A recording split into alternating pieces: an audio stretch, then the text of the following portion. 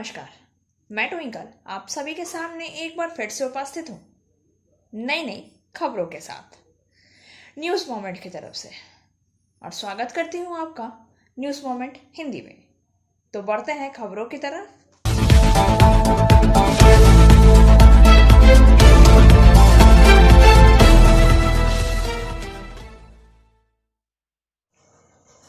Good evening viewers, कैसे हैं आप सब? मैं आशा करती हूँ कि आप सभी अच्छे होंगे। आज शुक्रवार है और बारी है आज के मोमेंट फ्राइडे की। और आज मैं आप सभी के सामने कुछ अलग पेश करने जा रही हूँ, जिसे हिंदी में कहा जा सकता है जरा हटके। लेकिन मोमेंट फ्राइडे शुरू करने से पहले आप सभी को happy new year in advance. आप सभी का आने वाला साल बहुत ही बेहतर और बहुत ही अच्छा हो। और अधिक खबरों के लिए बने रहिए हमारे साथ। मिलते हैं छोटे से ब्रेक के बाद। PSJ TVS Asansol, mobile number 8695607709, toll free number 1800123399999। India's first scooter, play smart play pick. सूचना, पारदर्शिता और न्याय मतलब सूचना का अधिकार। This news sponsored by Hillview hospital. Your health is our concern. अधिनियम 2005। लेकिन क्या 16 साल बाद भी सूचना का अधिकार अधिनियम अपने गंतव्य स्थान तक स्नेह धीरे धीरे मंथर गति से पहुंच पाया है? क्या धारा 4A और B का इतने वर्षों बाद भी पूर्ण रूपेण अनुपालन हो पाया है? वैसे तो 2005 से ही, परंतु सक्रिय रूप से 2008 से सूचना का अधिकार अधिनियम के द्वारा जन जन को न्याय दिलाने के लिए समर्पित पश्चिम बंगाल राज्य अध्यक्ष सूचना का अधिकार कार्यकर्ता एसोसिएशन डॉक्टर चंद्रशेखर दत्ता ने एक और खुलासा किया है। 3 व्यक्ति, श्री देवजीत सरकार, श्री निर्मल दास और Shri Parimal Mandal. This news is sponsored by India International School. 1984 के बाद से आसनसोल डिवीजन के तहत डाकघरों में दैनिक श्रमिक के रूप में अपनी सेवाएं प्रदान कर रहे थे और वे 1985 से नाइट गार्ड के रूप में काम करने के लिए आकस्मिक मजदूरों के रूप में लगे हुए थे। यह आदेश WUPTC संख्या 258 में पारित गुलाम गौस याजदानी और अन्य बनाम भारत संघ और अन्य उन्हें भारत के माननीय सर्वोच्च न्यायालय के आदेश के अनुसार बनाए गए योजना के आधार पर अस्थायी दर्जा मिला। भारत के माननीय सर्वोच्च न्यायालय द्वारा पारित आदेश की घोषणा के बाद डाक विभाग ने कानून, वित्त और क्रमिक मंत्रालय के परामर्श से एक योजना तैयार की और उक्त योजना को भारत के राष्ट्रपति का अनुमोदन भी प्राप्त है। इस योजना के तहत उन अस्थायी मजदूरों को अस्थायी दर्जा दिया जाना चाहिए जो 29 नवंबर 1989 को रोजगार में थे और जो कम से कम 1 वर्ष की निरंतर सेवा करने के बाद भी कार्यरत है। हालांकि योजना के तहत पूर्व शर्त यह है कि 1 वर्ष के दौरान नैमित्तिक श्रम को 240 दिन पूरे करने होंगे और उक्त योजना में यह भी निर्धारित किया गया था कि अस्थायी मजदूर को दोपहर के भोजन के समय के लिए आधे घंटे सहित 1 घंटे के लिए लगाया जाना चाहिए। ऐसे आकस्मिक कर्मचारी DA, HRA और CCA सहित नियमित समूह। This news sponsored bye motion Durgapur centre. D, कर्मचारी के लिए वेतनमान में न्यूनतम मजदूरी का भुगतान करने के हकदार हैं। तदनुसार उन्होंने अपने रोजगार से 1 वर्ष में 240 दिन पूरे कर लिए हैं, लेकिन उन्हें अस्थायी स्थिति की पुष्टि नहीं की गई थी और इसलिए उन्होंने 2005 में OA 10 के तहत केंद्रीय प्रशासनिक न्यायाधिकरण कलकत्ता के समक्ष एक आवेदन दायर किया और दावा किया कि उन्हें 12 अप्रैल 1951 में अस्थायी स्थिति प्रदान की जानी चाहिए। हालांकि उक्त मूल आवेदन को खारिज कर दिया गया और इससे व्यथित होकर उन्होंने WPCT 2010 की संख्या 258 गुलाम गौस, याजदानी और अन्य बनाम भारतीय संघ और अन्य और उक्त याचिका का निपटारा माननीय न्यायमूर्ति निशिता महात्रे और माननीय न्यायमूर्ति आशा अरोड़ा द्वारा दिनांक 3 जुलाई 2015 के एक गंभीर आदेश द्वारा किया गया था, जिसमें और जहां उनके प्रभुत्व के तहत प्रशंसा हुई थी। याचिकाकर्ता इस प्रकार योजना के लागू होने पर 12 अप्रैल 1951 से अस्थायी स्थिति प्रदान करने के हकदार होंगे। उन्होंने 29 नवंबर 1989 के बाद 1 वर्ष में 240 दिन के लिए काम किया था। योजना के तहत अन्य सभी परिमाणी लाभ भी होंगे। याचिकाकर्ता को देय हो। कर्नाटक राज्य बनाम उमा देवी के मामले में भारत के माननीय सर्वोच्च न्यायालय के फैसले का उल्लंघन करना उचित है। 4 SSC 1 ने स्पष्ट रूप से नियमितकरण की प्रक्रिया को खारिज कर दिया है, लेकिन उक्त निर्णय उन व्यक्तियों के लिए भी बोलता है जो लंबे समय से एक अस्थायी कर्मचारी के रूप में कार्यरत थे और अदालत और ट्रिब्यूनल के किसी आदेश के बिना सेवा की निरंतरता में एक रूप में माना जाना चाहिए। यह भी एक ऐसा मामला है जिस पर विचार किया जाना चाहिए कि उन्होंने संगठन के लिए काम किया है और इस तथ्य के बावजूद कि वे स्थायी कर्मचारी की स्थिति से वंचित थे, सेवानिवृत्ति के कगार पर पहुंच गए हैं। यह उल्लेख करना अनुचित नहीं होगा कि उन सभी के पास समसामयिक भर्ती नियमों के अनुसार आवश्यक योग्यता और न्यूनतम पात्र मानदंड है, लेकिन ऐसी पात्रता के बावजूद उन्हें आज तक नियमित नहीं किया गया या उनकी सेवाओं को नियमित करने के लिए कोई सकारात्मक पहल नहीं की गई। इसके कारण वे 3 दशकों तक सेवाएं प्रदान करने के बावजूद नियमित सरकारी कर्मचारी पर लागू होने वाले लाभों से उनके वैध अधिकार और लाभ से वंचित हो रहे हैं।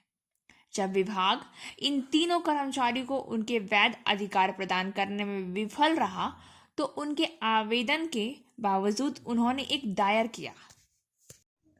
और अधिक खबरों के लिए बने रहिए हमारे साथ। मिलते हैं छोटे से ब्रेक के बाद। फिजियोथेरेपी क्लिनिक पुरुषों एवं महिलाओं दोनों के लिए।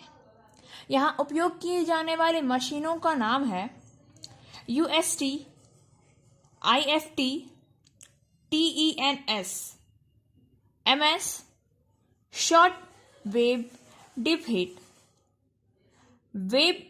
वैक्स बाथ, इंफ्रेड लैंप इत्यादि। Sripalli, GK Roy Sarani, Rupam building, Asansol, Upendranath high school के पास। अधिक जानकारी के लिए आप संपर्क कर सकते हैं महुआ 7047456855 पर।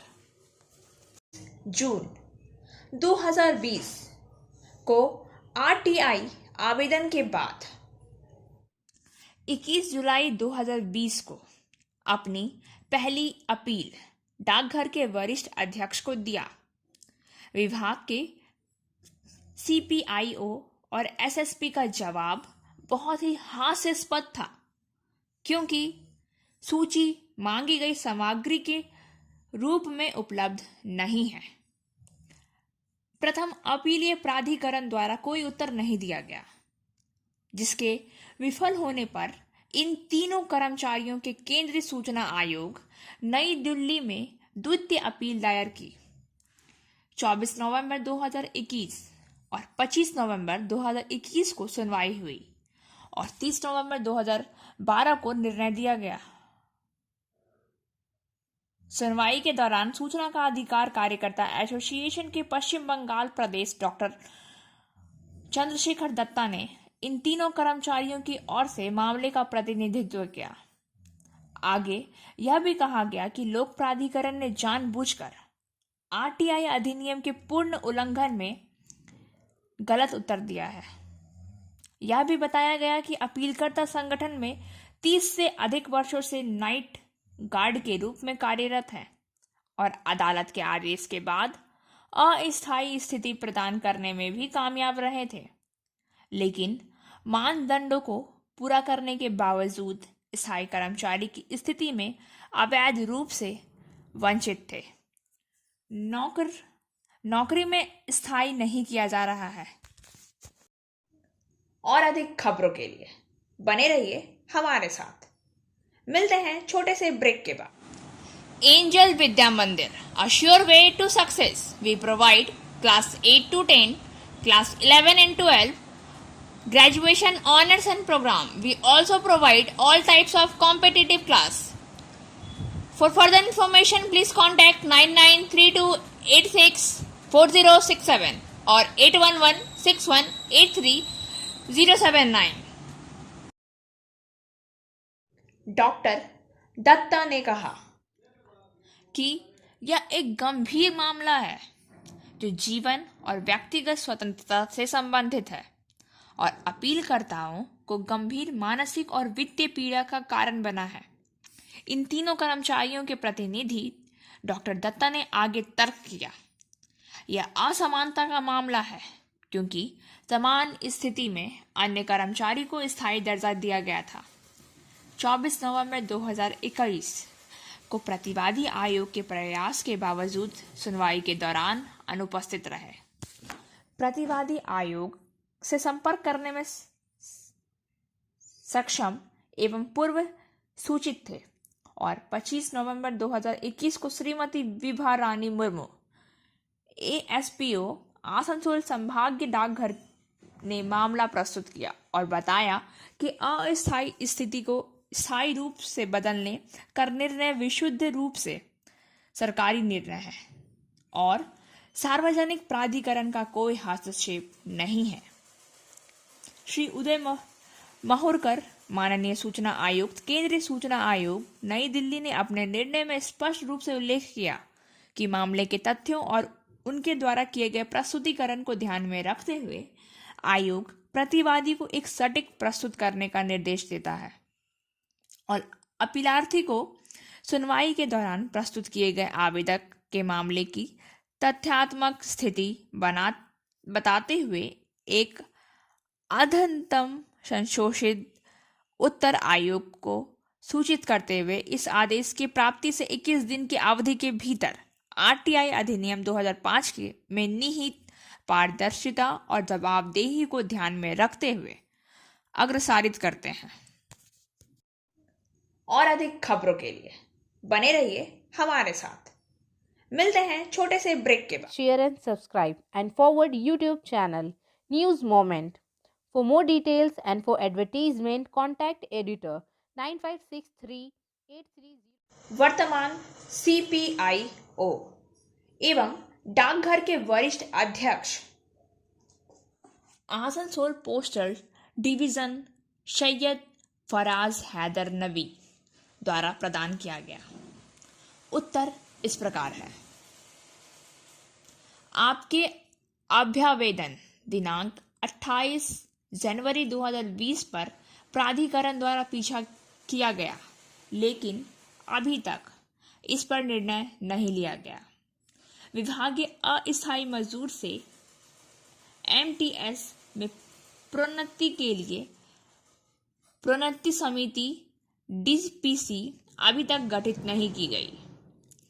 अब सबसे महत्वपूर्ण प्रश्न जो उभर रहे हैं, 30 साल बाद की सेवा के बाद भी किस तारीख को इन 3 कर्मचारी अर्थात श्री देवजीत सरकार, श्री निर्मल दास और श्री परिमल मंडल की फाइलें कैजुअल मजदूरों से MTS में पदोन्नति के लिए DPC को भेजी गई और विभाग द्वारा क्या कार्यवाही की गई।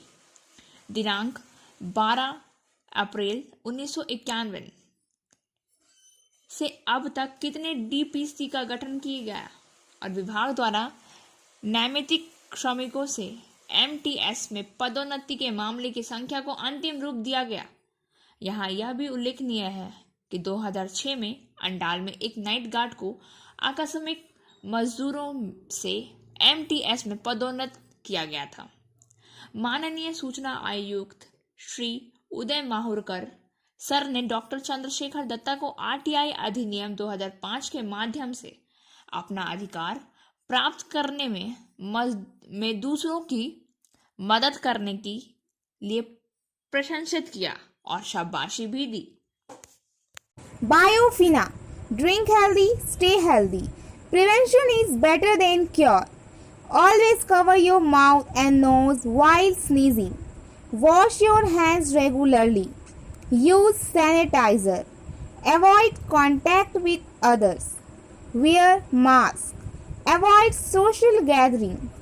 Don't touch your eyes and mouth frequently. Issued in public interest by Biofina. Drink healthy, stay healthy. For trade inquiry, mail care@rkmgroup.in. Contact toll free number 1800-258-7060. और अब बारी आज के SMS ऑफ द मोमेंट की।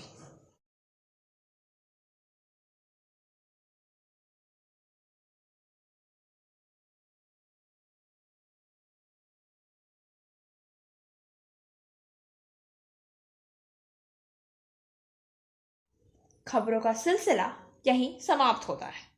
वक्त हो गया है आपसे विदा लेने का, लेकिन उससे पहले please like, share and subscribe our YouTube channel and don't forget push the bell icon for further notification.